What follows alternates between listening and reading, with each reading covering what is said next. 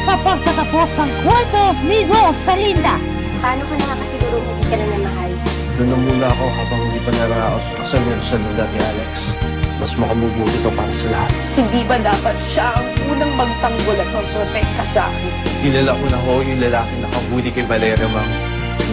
Aalis ka pa ba kahit ipakikilala ko sa iyo ang tunay mo ina?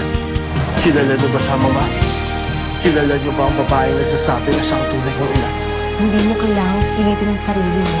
Ako talagang labag to sa loob mo. Daan mo siya at sabihin mo lahat ng nararamdaman mo. Mahuli ang lahat. Huwag mo na siyang bibiguin.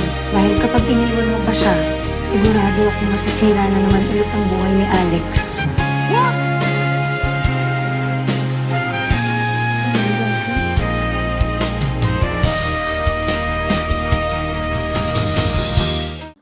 Iyo makakasama ninyo sa Rosalinda.